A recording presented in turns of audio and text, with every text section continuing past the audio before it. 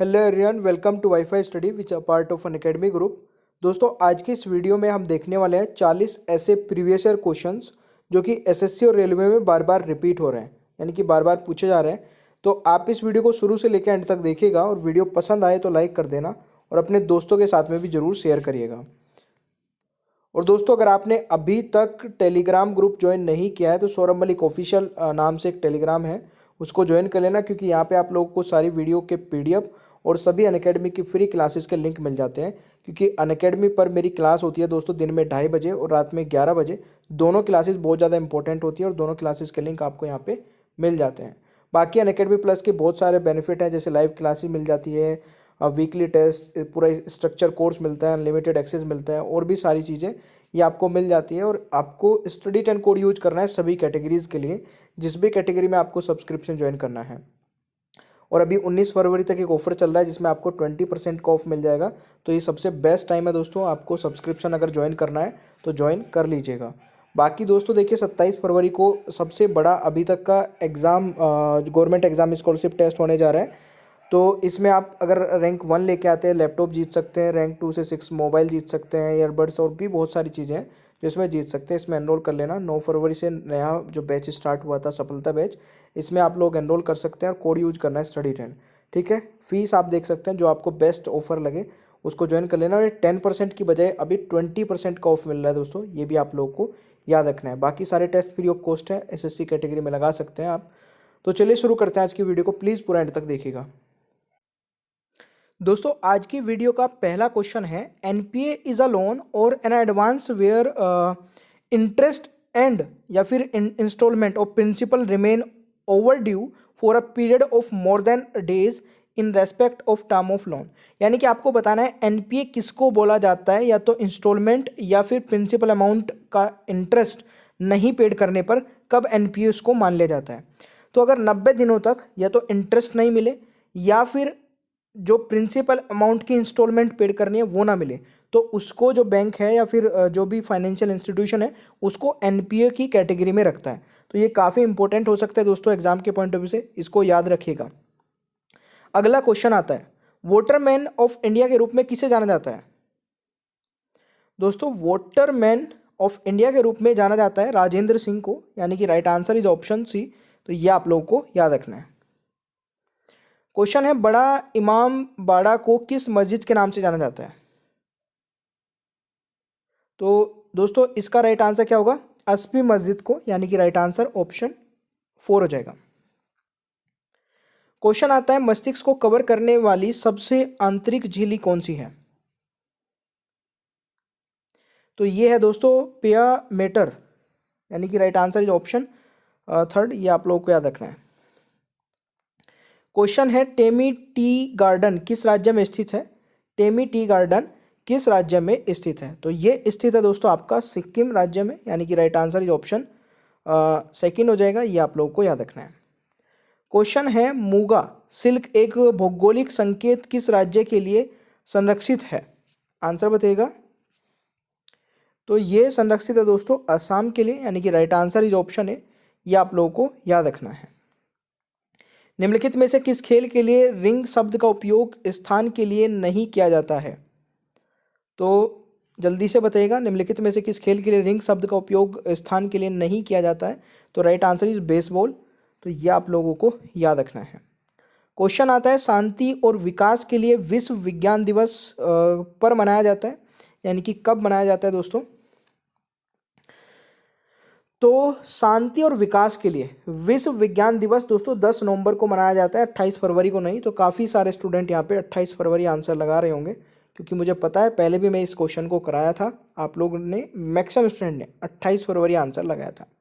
निम्नलिखित में से किस राज्य या केंद्र शासित प्रदेश ने जनता क्लिनिक खोला है। तो देखिए, मोहल्ला क्लिनिक है, जनता क्लिनिक है, ये दोनों में कंफ्यूज मत होइएगा। जनता क्लिनिक दोस्तों राजस्थान सरकार ने खोला है, और मोहल्ला क्लिनिक आप लोग बताएंगे किस सरकार ने, किस राज्य में या किस केंद्र शासित प्रदेश में खोला गया है। ठीक है जी। क्वेश्चन आता है, startup India stand up India अभियान किससे जुड़ा है। Startup India stand up India अभियान किससे जुड़ा है। तो मेरे प्यारे दोस्तों, ये जुड़ा है एंटरप्रेन्योरशिप, यानी कि right answer is option second हो जाएगा। ठीक है, और इसके बारे में अगर मैं बात करूं दोस्तों, startup India stand up India योजना की शुरुआत भारत सरकार द्वारा 16 जनवरी 2016 को शुरू की गई। यह योजना का मुख्य उद्देश्य दोस्तों व्यापार और एंटरप्रेन्योरशिप में बढ़ावा देना है, जिससे देश में रोजगार और नौकरी का बढ़ावा मिले। अगला क्वेश्चन है, सबसे बड़ी जैन तीर्थंकर मूर्ति भगवान ऋषभ देव की 108 फीट की ऊंची मूर्ति किस राज्य में स्थित है? काफ़ी बढ़िया क्वेश्चन हो सकता है दोस्तों, थोड़ा सा कोशिश करके आंसर बताइएगा। राइट आंसर इज ऑप्शन आपका हो जाएगा महाराष्ट्र, यानी कि ऑप्शन हो जाएगा 4 राइट आंसर। क्वेश्चन है, भारत खालिस्तान नहर के माध्यम से यूरोपीय देशों से जुड़ा है, यानी कि भारत किस नहर के माध्यम से यूरोप देशों से जुड़ा हुआ है? तो इस क्वेश्चन का दोस्तों राइट आंसर हो जाएगा सुएज नहर से, यानी कि ऑप्शन आपका ए राइट आंसर हो जाएगा। देखिए, भारत दोनों मार्गों केप ऑफ गुड होप और सुएज नहर के माध्यम से यूरोप और उत्तरी अमेरिकी और दक्षिण अमेरिकी के साथ अमेरिका के साथ जुड़ा हुआ है। 1869 में दोस्तों सुएज नहर के खुलने के बाद भारत और यूरोप के बीच की जो दूरी है वो 7000 किलोमीटर कम हो गई। मतलब समझ रहे हैं आप लोग, उस टाइम पे 7000 किलोमीटर कितना बैठता होगा यार जाने के लिए। तो ये चीज़ आप लोग याद रख सकते हैं। भारत की 5वीं पंचवर्षीय योजना किस मॉडल पर आधारित थी? तो 5वीं अगर मैं बात करूं पंचवर्षीय योजना की, तो ये थी डीपी धर मॉडल पर, यानी कि राइट आंसर इज ऑप्शन आपका हो जाएगा थर्ड वाला राइट आंसर। ठीक है ना। देखिए, भारत में आर्थिक विकास के लिए पंचवर्षीय योजनाओं की अवधारणा यूएसआर यानी कि अब जो कि रूस है से ली गई थी। पहली पंचवर्षीय योजना 1951 से 1956 में भारत के पहले प्रधानमंत्री जवाहरलाल नेहरू द्वारा बनाई गई थी। भारत की पहली पंचवर्षीय योजना दोस्तों हेरोड डोमर मॉडल पर आधारित थी, बट यहाँ पे 5वीं पूछी गई है, तो याद रखिएगा 5वीं किस्मती जो मैंने आंसर लगाया है। अगला क्वेश्चन आता है, श्रवण बेलगोला में गौतमेश्वर प्रतिमा बाहुबली का निर्माण किसने किया था? तो इस क्वेश्चन का राइट आंसर हो जाएगा दोस्तों, एक्चुअल में ये वाला क्वेश्चन ना गलत हो गया, इसमें कोई भी ऑप्शन सही नहीं है। तो right answer is option D. तो राइट आंसर होगा दोस्तों चामुंडराय। अगर मैं यहाँ पे बताऊँ आंसर, करेक्ट आंसर क्या होगा? CHAMUNDARAY,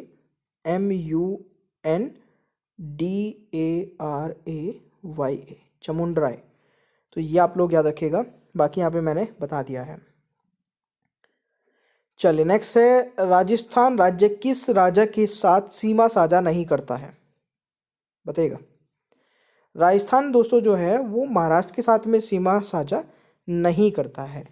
देखिए, राजस्थान की अगर मैं बात करूँ, राजस्थान उत्तर पश्चिम भारत में स्थित एक राज्य है जो कि गुजरात, पंजाब, हरियाणा, मध्य प्रदेश और उत्तर प्रदेश के साथ में सीमा साझा करता है। राजधानी जयपुर है, ये सभी आप जानते हैं। और मुख्यमंत्री कौन है आप मुझे कमेंट बॉक्स में बता दीजिए। क्वेश्चन दोस्तों, हाल ही में फ्रेंच गयाना से कौन सा भारतीय उपग्रह लॉन्च किया गया? तो ये कौन सा किया गया दोस्तों? बिल्कुल GSAT-30 किया गया है, यानी कि इस क्वेश्चन का राइट आंसर आपका सेकंड हो जाएगा। ठीक है जी, चले। क्वेश्चन है, जलवायु परिवर्तन पर संयुक्त राष्ट्र फ्रेमवर्क कन्वेंशन यानी कि UNFCCC या FCCC निम्नलिखित में आयोजित किया जाता है। तो इस क्वेश्चन का राइट आंसर हो जाएगा दोस्तों, बिल्कुल सही है, 1992 में। ठीक है ना। और इनकी थोड़ा आप फुल फॉर्म भी जान लीजिए, United nation framework convention and climate change, इसकी फुल फॉर्म है UNFCCC की। तो ये आप लोग याद रख सकते हैं। ठीक है जी, चले। वायु गुणवत्ता सूचकांक क्या है? दोस्तों इस क्वेश्चन का राइट आंसर होगा, यह अपने क्षेत्र में ओजोन स्तर को मापता है। ठीक है ना। What is air quality index? तो यह आपके क्षेत्र में ओजोन स्तर को मापता है। तो ये आप लोग को याद रखना है।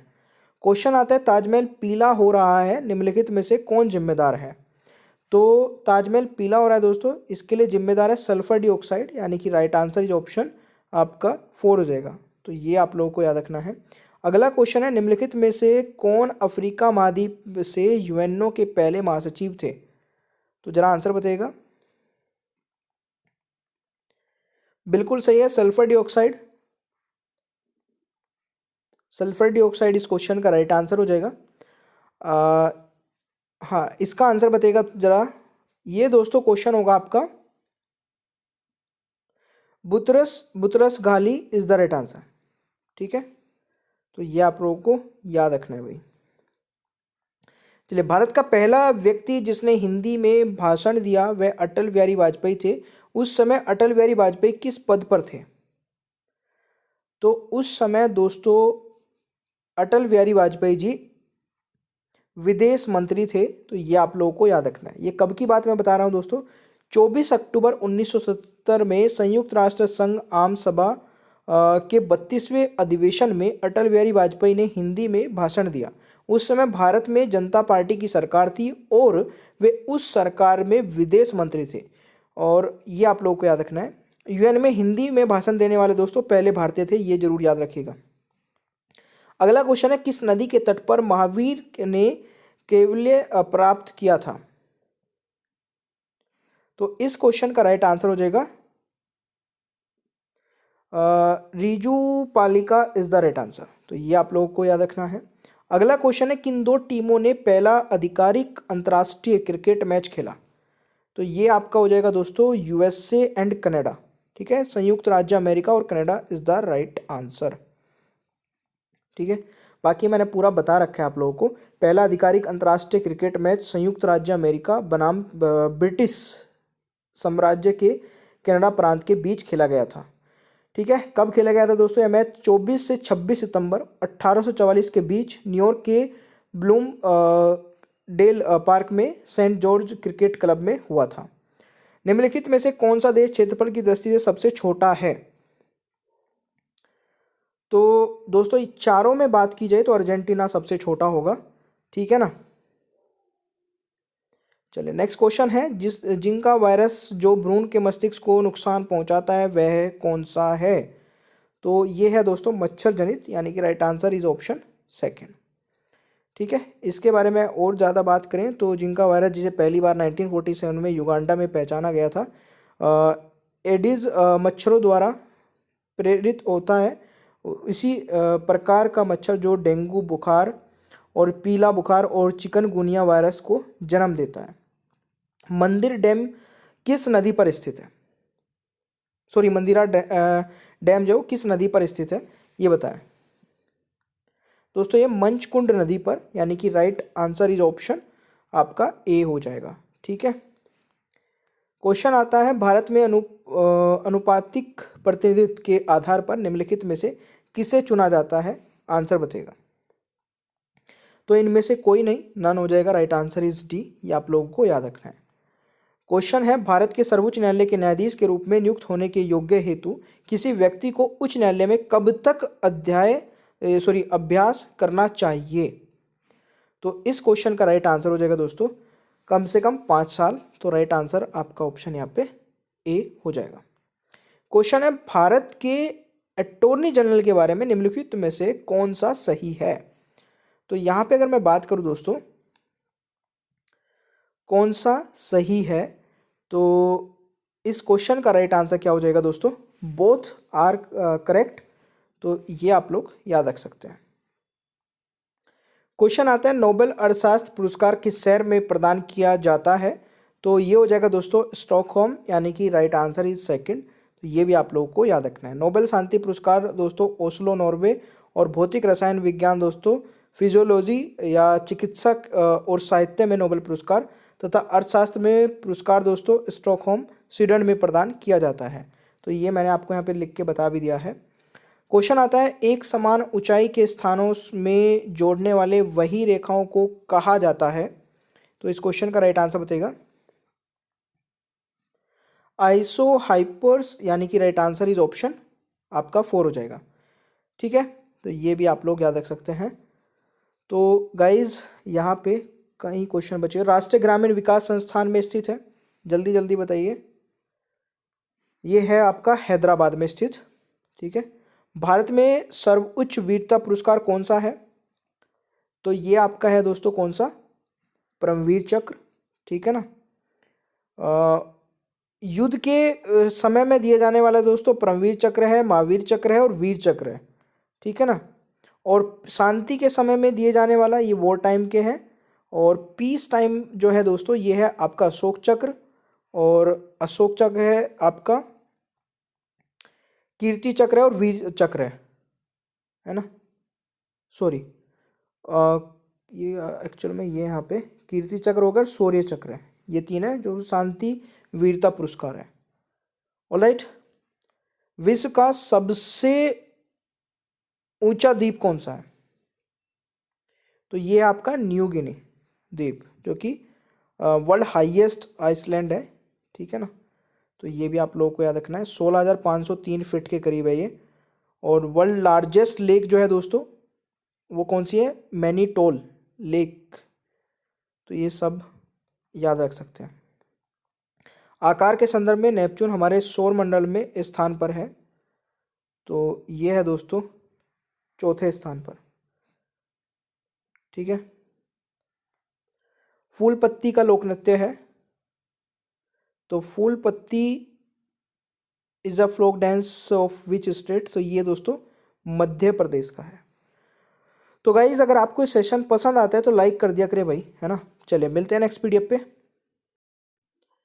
और देखिए गाइज एक बहुत ही अच्छा फीचर जो कि अनअकैडमी पर आपको मिल जाता है, जहाँ पे आप रिपोर्ट कर सकते हैं कोई भी inappropriate content in the video. मतलब वीडियो में आपको कुछ भी ऐसा लगता है जो कि स्टडी से रिलेटेड नहीं था, तो आप उसको रिपोर्ट करके अपना प्राइज़ विन कर सकते हैं, ठीक है। नीचे ही डिस्क्रिप्शन बॉक्स में आपको एक फॉर्म मिल जाएगा जिसमें आप ये चीज़ें भेज के, और जो सबसे पहले भेजेगा उसको प्राइज़ मिलेगा, ठीक है।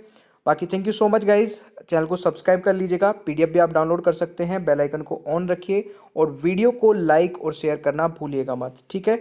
और देखिए अनअकैडमी पर मेरी 2 स्पेशल क्लासेस हो रही है, इसके बारे में मैं बता देता हूँ। एक तो दिन में होती है दोस्तों 2:30 बजे, ठीक है, और एक होती है रात को 11 बजे। दोनों ही इंपॉर्टेंट हैं, और दोनों क्लासेस को आप कैसे देख पाओगे? नीचे डिस्क्रिप्शन बॉक्स में मेरी प्रोफाइल का लिंक आपको मिल जाएगा, अनअकैडमी प्रोफाइल का लिंक, उस पर क्लिक करना है, फॉलो कर लेना है, और फॉलो करते ही आपके पास नोटिफिकेशंस आने स्टार्ट हो जाएंगे, ठीक है।